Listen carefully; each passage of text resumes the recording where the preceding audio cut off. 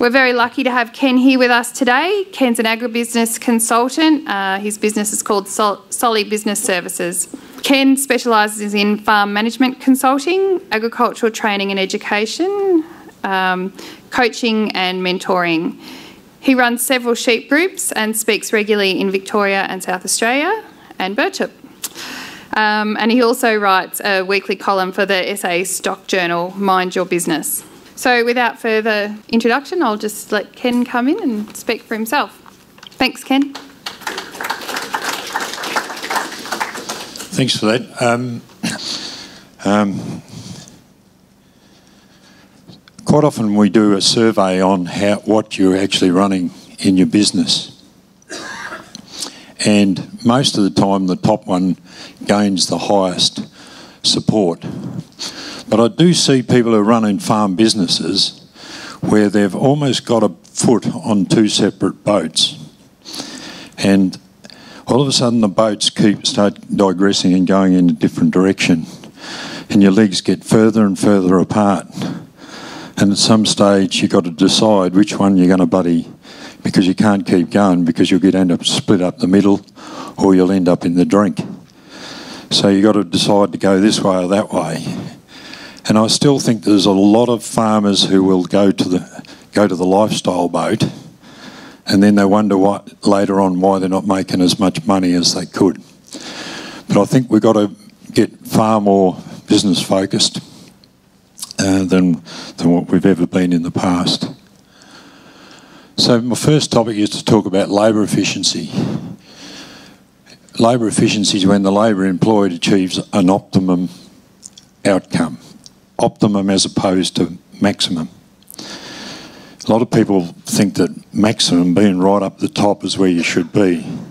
But generally speaking, to get to maximum, it's cost you too much to get there.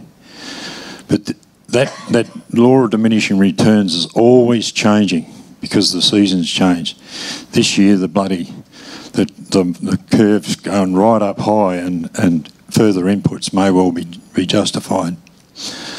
This is my fourth speaking engagement this week, and I've come from Kimber in South Australia, where some croppers have put their third application of urea on, and after last spring, memories run short. Most importantly with labour efficiency is to make sure you really understand the difference between activity and achievement. There's a lot of people out there very busy, but they don't bloody achieve much. They think they are. And one of our great dilemmas in our farming life is that work expands to fill the time, regardless of how big the farm is. So how do we really measure labour efficiency in a sheep enterprise? When I grew up, I just heard DSE, dry sheep equivalent, got to run more. Well, that's just a physical measure, and I'm more interested in the financial one at the end of the day. So, generally speaking, I reckon you need around about 8,000-9,000 dry sheep equivalents. In new terms, that might be 4,000 to 5,000, depending on whether you've got a smaller or larger ewes. And we've got to make sure that we don't confuse dry sheep equivalent DSE with the other DSE, which ends up being dead sheep everywhere. So the reference point, I suppose, is at the bottom. What is a DSE? It's that 50 kilogram weather around about condition score 2 or 3, what it takes to maintain them. So a ewe will eat 1.8 times what that 150 kilogram in my example up here.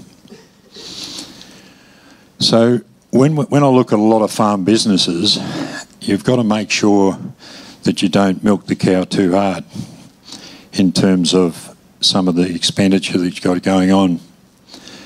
500,000 to 600,000, I think, is a requirement income per family unit for you to get ahead. Now, if you've got very little debt and you live like a drover's dog, you probably can survive on 350 or even maybe less. But generally speaking, if you want to grow your business and get somewhere, you at least need that amount of gross income. So what are the fundamentals in running a business? Well, profit. If you haven't got any profit in the business for a long period of time, there's every chance you won't be there. Now, I've worked in the southeast, and I don't care if you think I'm a smart ass, but I know a lot of the people who I stand in front of, and I've known them for a long time, and I know their businesses. And I reckon in some groups it's got as high as half of the group are last generation farmers. Why is that?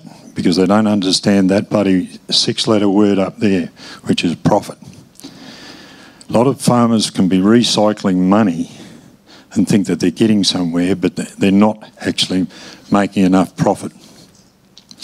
And I usually have a line there, oh it is, the third one down. Profit equals lifestyle. If you want a lifestyle, you've got to have profit.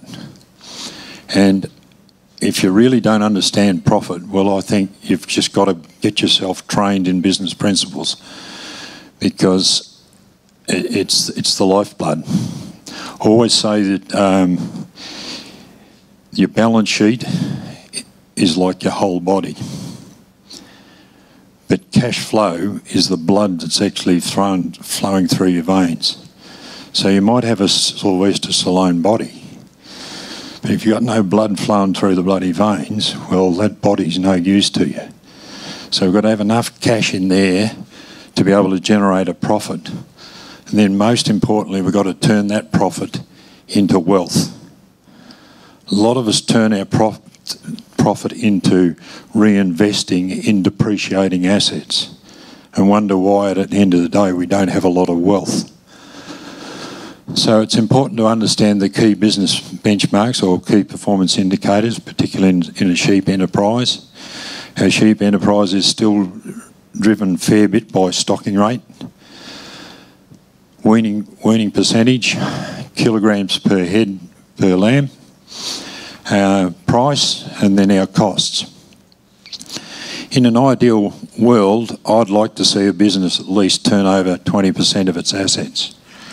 In other words, if you've got $5 million business, I'd like to see at least a $1 million gross income.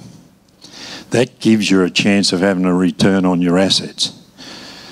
Most of the farm business, I look at 11, 12, 13% of that. So those assets are not productive enough, in my opinion. Ideally, if the seasons are going with us, we can try and tackle a 65% gross margin. In other words, of our gross income, it's cost us 35% of that gross income to actually achieve it. I think there's a lot of the time when I talk about these subjects, using figures, we all learn differently, so we've got to find a way in which we can understand the concepts better. This is the $500,000 or $600,000 income that I first referred to in the yellow. So the first red box is the variable costs, or other people might call them enterprise costs or operating costs. And you can see I've got a ratio there of about 35%. That's your 65% gross margin. So that there's 65% of the yellow. It's so important. What we're trying to do in simple terms is turn $1 into $3. $1 of operating costs. These are your working dollars. They're the ones that actually create these. A lot of these over here are what I call parasite charges. They don't actually directly link to the production as such. So $1 there spent to create $3 down here, and the remaining $2 then goes to pay for these costs here. I've got percentages written down there. They'll change from farms, whether your enterprise mix, and that overhead cost is probably more relative to a cropping operation. A sheep one could probably be a bit lower than that because they have lower depreciation. But when we look at the owner-operator allowance there at 12-14%, well, in a business to generate 500,000, if you're only going to pay somebody 60 grand, well, that is probably at the low end. So I don't mind seeing the owner-operation slip up to 15% and get that up to 75, 80. Then you feel as though the person's been adequately rewarded. Of course, the interest will vary where you are with your growth stage of your business. But a lot of businesses, I've come across some really good businesses have been able to handle 25% of their gross income in interest payments. But they're very good businesses. But I've seen a lot of businesses, once they get over 15%, struggle. So what you've seen in many years in this community is you've spent that, but the season's cut out and the income ends up down here. So it drops all those down.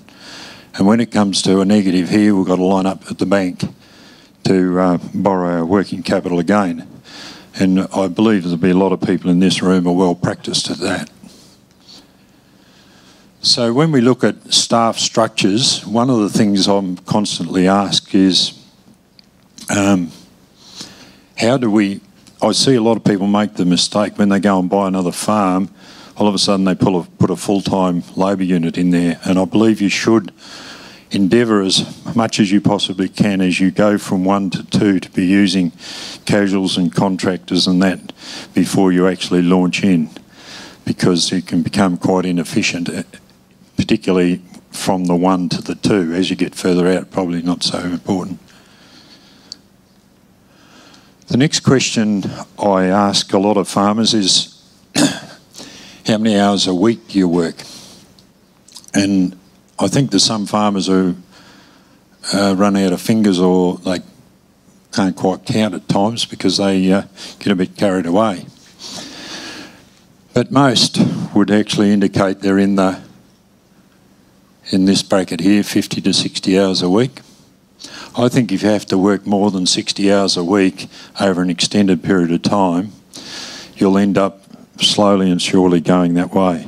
Now, if you just bought a new block or you're just expanding, it's very understandable that you're going to work long hours to get on top of it.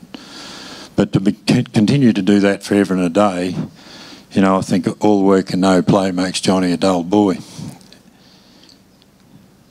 So time management, you know, if you really want to be bloody a successful farmer, this is one thing you just got to get right.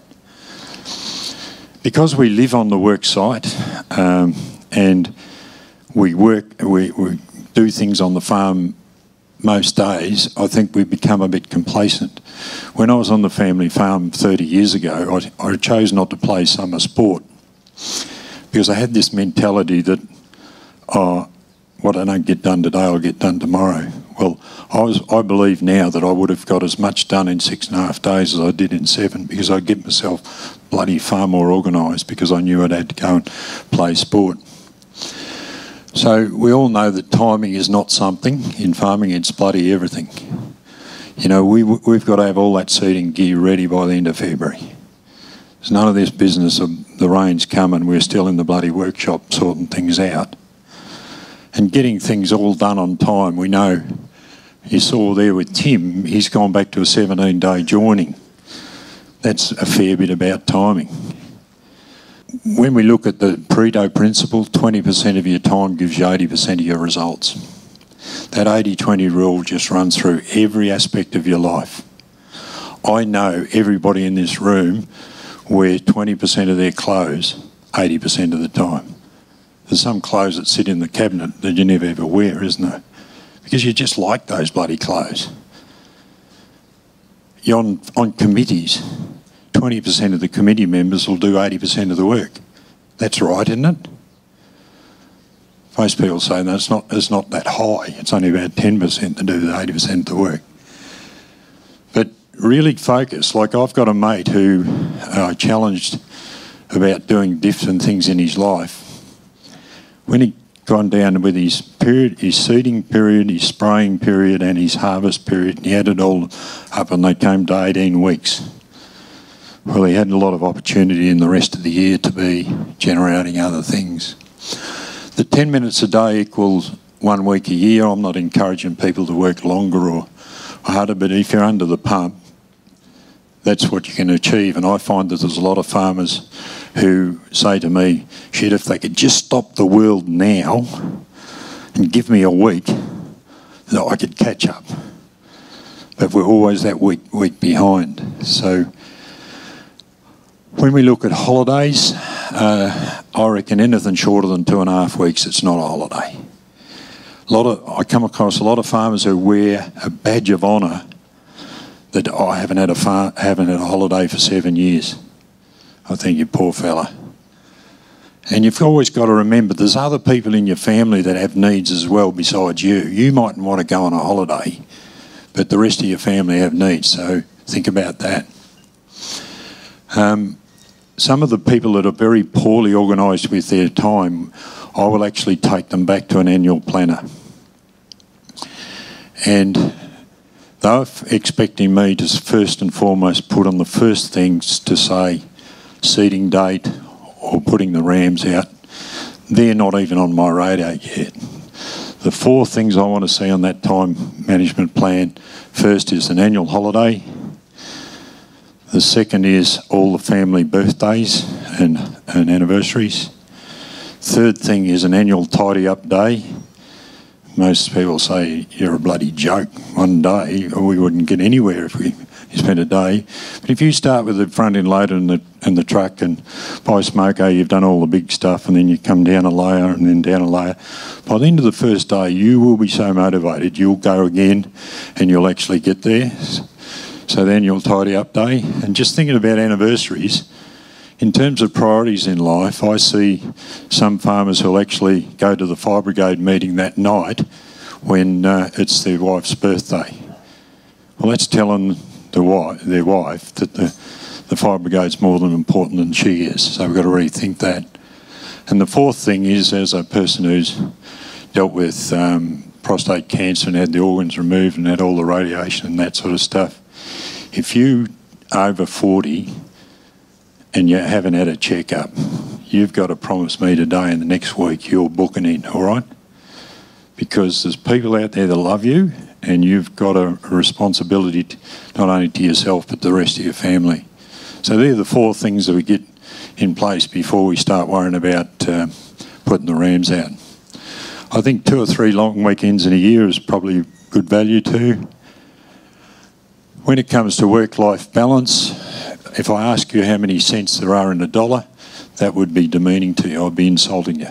So, but if I ask people how many hours are in a week, a lot of the time they can't come up with the 168 just like that. But really, that's your currency, and you've got to know how to spend it. And my feeling is the 56 work, 56 sleep, 56 please yourself isn't a bad mix.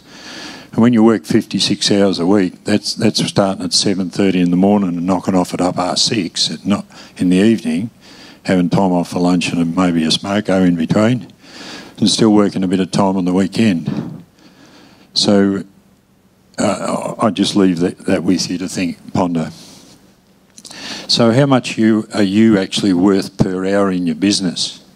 When you look at other people who you pay, you see their rates there, and we get totally confused about what we're worth because a lot of the time you only have drawings out of your business. And I understand that because you've got to leave the dollars in to be able to retire debt or do other things with.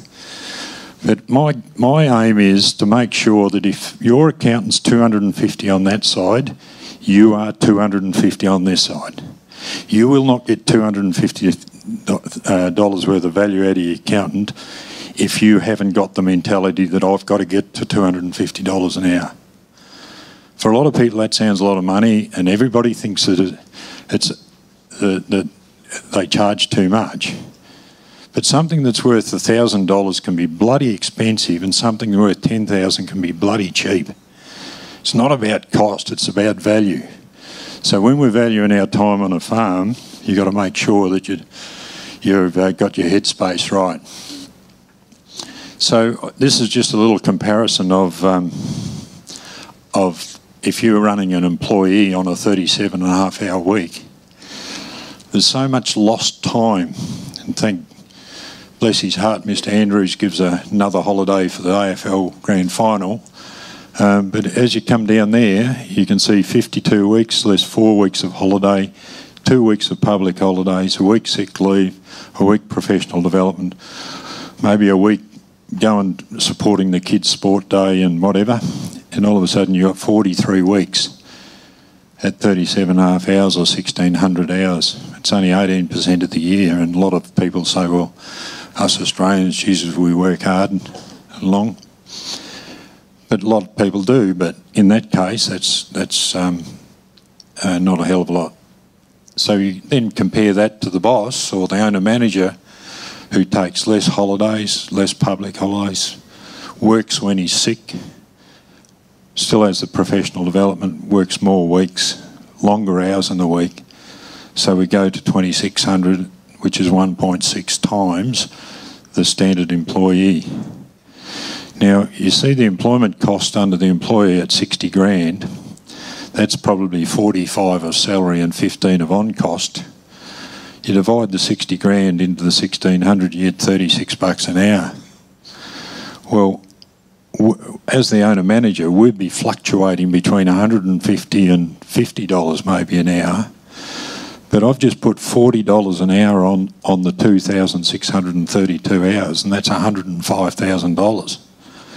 So when we do research into that 2,632, so we've got 4 weeks seeding, so much time shearing, lambing, all those put together, most of the time we can't come up with how the last 500 or 600 hours are actually spent.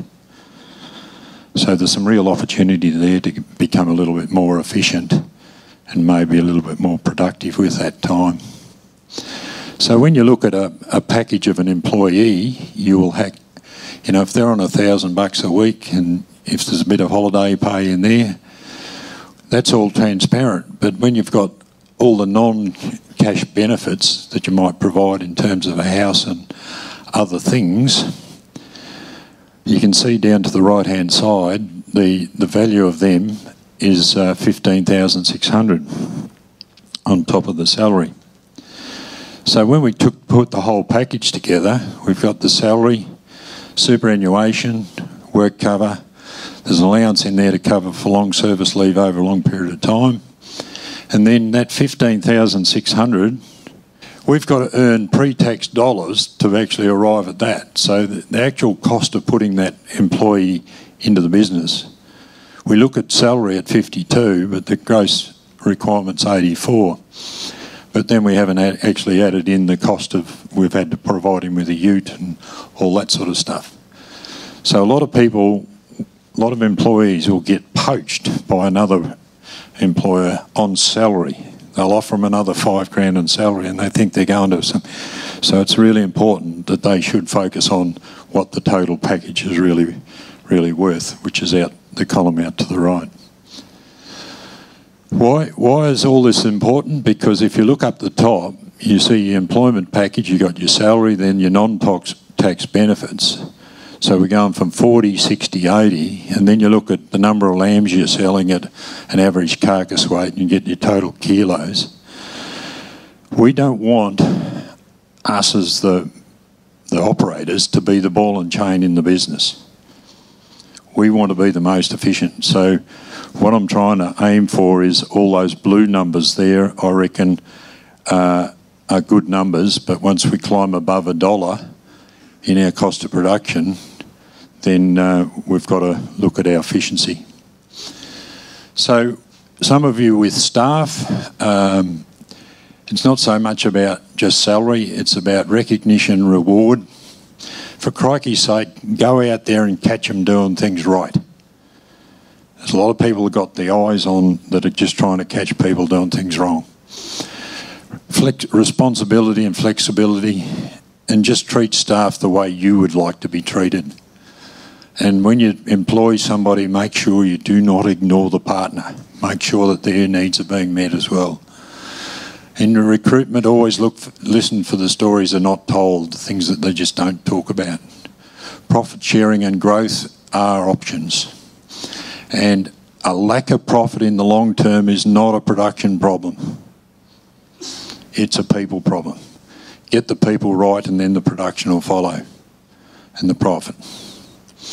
Make sure you're not the ball and chain in the business, And I hope you are spending at least 1% of your gross income on your personal and professional development to make yourself a better person. And make sure you always check your own mirror.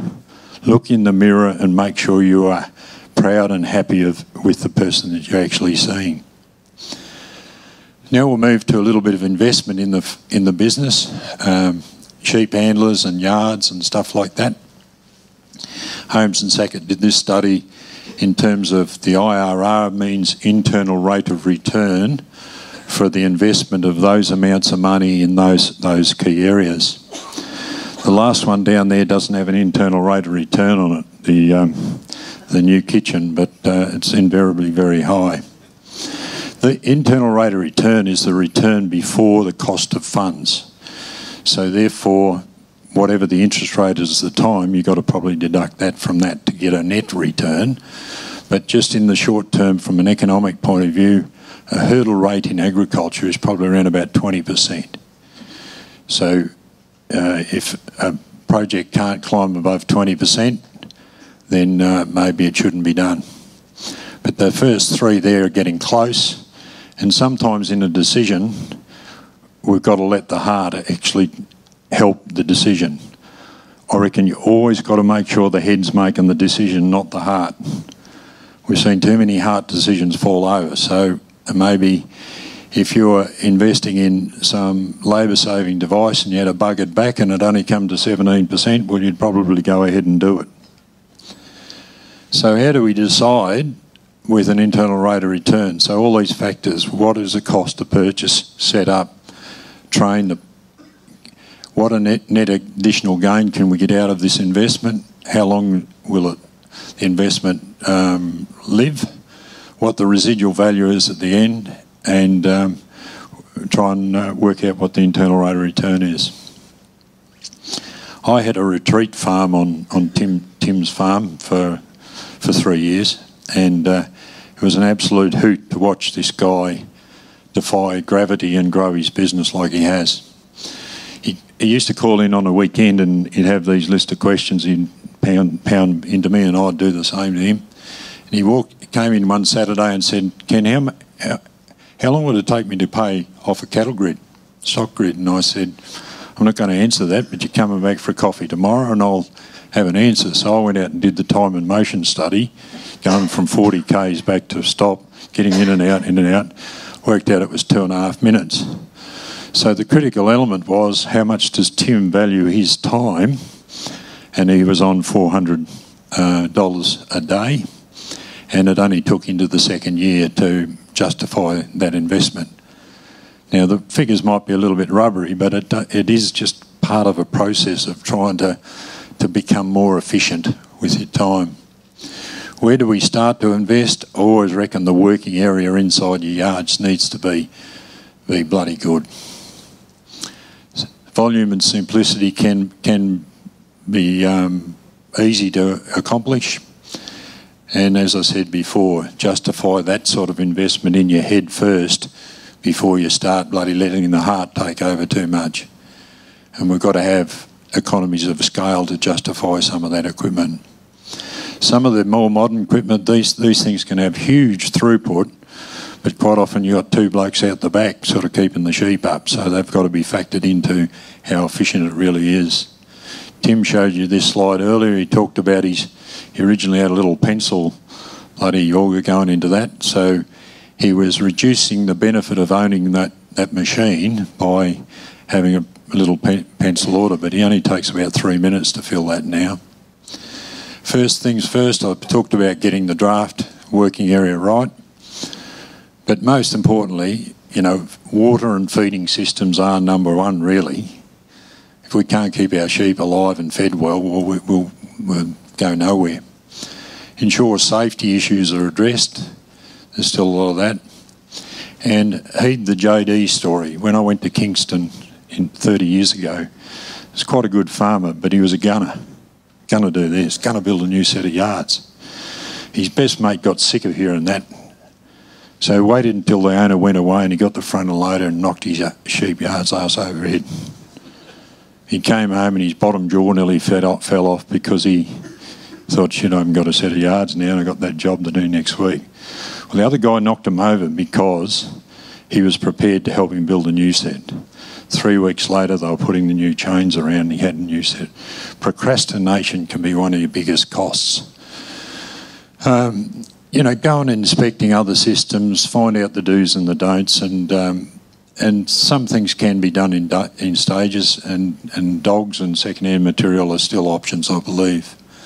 Syndication could be a possibility. I see some operators who invest much more highly in high-end rams for better genetic game because they mate at different times of the year.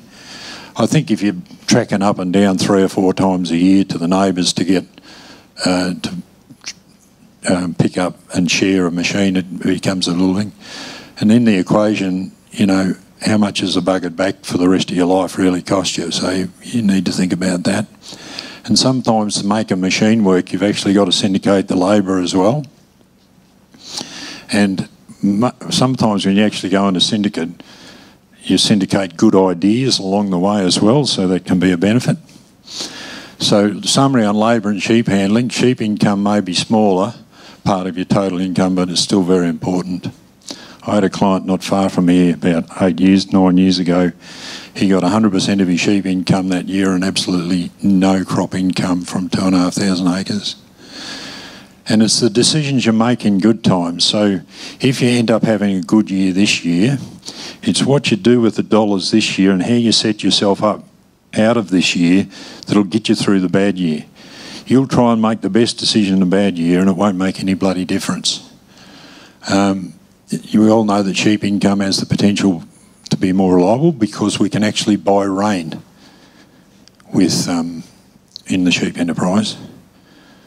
Sounds silly, doesn't it? But what do we need rain for? We need rain to create feed, so that's why we can make them more reliable. My friend Peter Treefort in West Australia's favourite saying, change is not compulsory, but neither is survival.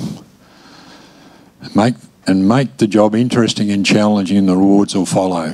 Sometimes going and buying a sheep handler or doing something like that can actually make the job far more interesting, and you'll want to do it, and you actually find a way to make that whole system work. If you treat sheep as a second-class enterprise, then most likely you'll get a second-class result. I'd like you to think of, if you've got 1,000 ewes, there are 1,000 employees, and you look after them just as well. I need to move. Investing in genetics, we've just got 2 quick little examples to go through. With the genetic one, most, I believe, of the audience would have a merino ewe with a terminal or a first cross ewe with a terminal sire. So the terminal percentile band, this is from Lamb Plan from Sheep Genetics Australia. I've simplified it down and just got the weaning weight and post-weaning weight. Now, you can see there's some dark lines going through the 50th percentile band. That 50th percentile band was actually 0 in 1990. So you can see how much through performance measurement, how much the sheep have actually improved. So we want to cash in on this, and it really works because this is measured from all across the country, and in terminal sizes 40 to 50% of the studs are actually on Lamb Plan. So how do we know what benefit or how much can we afford to spend on a ram out of the 20th percentile as opposed to the 60th?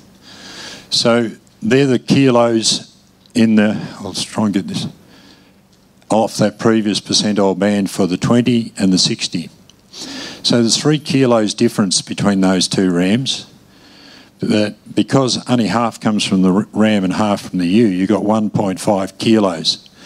At 46% dressing, that's equivalent to 0.69 of a carcass weight on those lambs if they were sired by the top ram other than the bottom ram. If we mated them with 70 ewes and we had 110% weaning for 4 years, that's over 300 lambs that ram is sired.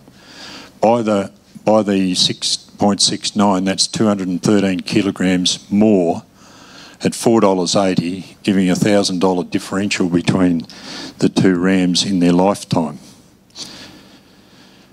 Now, we always get asked is how much can you afford to pay for a ram, a flock ram, and you've got here down the price down here, and this is the number of live or saleable lambs across the top, and you can see the difference in ram cost per lamb through here. But I'd think somewhere in this area is a pretty reasonable area to be in a terminal type operation. Becomes a different story if you're a self-replacing and those genetics are keeping on going. If we then look at what does a ram actually achieve, if you've got your lifetime performance across here, your price per kilogram, and if we can get rams, more composite type rams up here with higher fecundity, that's how many $1,000 that ram can sire, but he's only accountable for half of it because we've got to give credit to mum for the other half. So I see a lot of people who will actually put emphasis on the genetics on the sire side, the terminal sire, and then they go and buy any old rubbishy bloody merino ewe to mate them. So they've watered their whole bloody program down by not putting the emphasis on there. And I hope I live long enough to see a lot of contract arrangements where people are breeding good ewes for terminal operations. My final exercise is just to look at alternatives. Ellie asked me if I could do something on alternative to owning sheep. How many people in the room actually lease sheep? Well, that tells you a little bit, but we're still going to go through the process so that you understand. I find it very hard to get it to stack up, so therefore that explains probably why not too many hands. So I'll just run a little example of 2.5 ewes per hectare at 1.8 DSCs, that's 4.5 DSCs. Why lease sheep? If you're the lessor or the owner of the sheep, you're relieved of doing the work. You release working capital for other uses. You may gain a better return than some of the other options. Term deposits aren't until that flash these days if retirees are wanting to keep their money reasonably safe. You still could maintain an interest in retirement if you still own the sheep, and you retain a return option so that if you wanted to go back and run your own sheep, you still have got them. From a lessee's point of view, maybe another source of capital other than the bank, less upfront capital, obtain better payment options. You might be doing that at the back end of the lease rather than upfront if you're to finance sheep through a bank.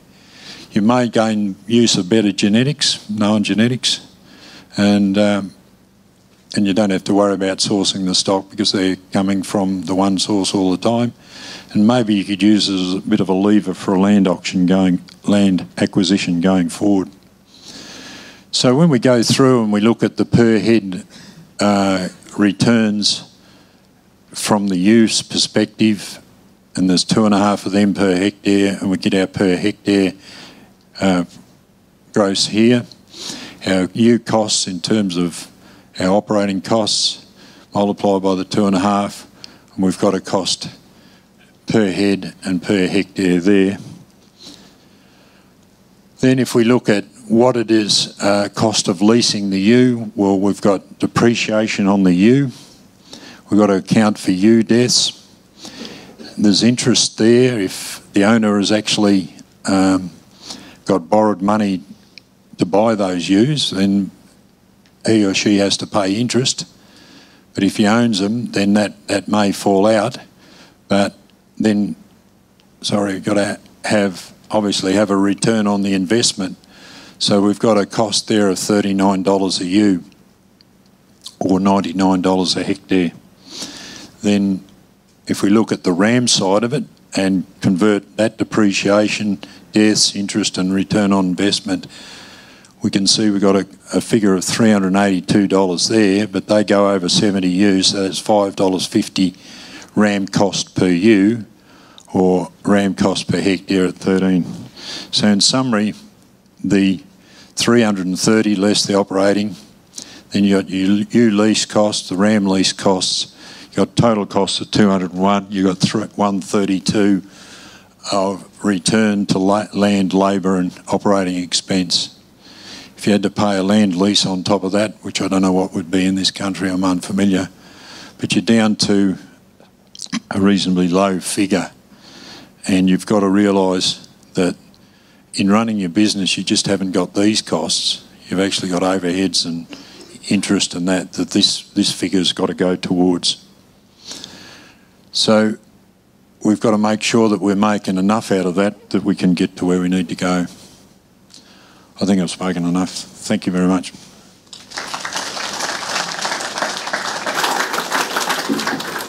Thanks, Ken. That was a lot of information and all good. So just two quick questions, if anyone's got any questions for Ken. Yeah, Ken, just on your operating returns and your overall income, you talk a lot about gross profit and things, or not gross profit, but gross income. Do you find within your business and the people that you see that that's the driver behind profitability, or is there certain circumstances where it's not the total dollar that's, you know, making the money, it's what's left? Yeah, if you've got to have a gross income is really important, but you've got to be efficient in each of those areas in the achievement of it. So, yeah, if you don't have a big enough starting point, you know, it's bloody hard to have a good enough end point. So, yeah, developing a good level of gross income and assuming you get paid reasonably well for it, then, yeah, I think it's still really important that we have high gross income. So you'd say, like, overall that's, you know, where we need to be looking first and foremost, more so than worrying about it. Yeah. Well, we've got to get it up high enough. If you're a commodity producer, your two most important things is you've got to produce more of it more efficiently, because we don't have the differentiation enough specs on most of our products. Take lamb, for instance, just fat and weight. I can't wait for 2 more specs to be thrown into the system, so the very good lamb producers will actually get paid more for it, and the also rans who are just flooding the bloody market with a heap of whatever, they won't enjoy the benefits, so they'll have to get their act together. Just if no one else has got a question, I've got one for you, Ken. It was very interesting to hear you talk about improvements that can be made on farms and investing in, you know, your health and your safety and well-being. We've got a lot of young people in the room who are probably about to go on to farms or go back home. I guess I'm interested in how they communicate and how they protect themselves and look after themselves when they're going into industry. A lot of the time, I think, just don't make the same mistakes as your dad.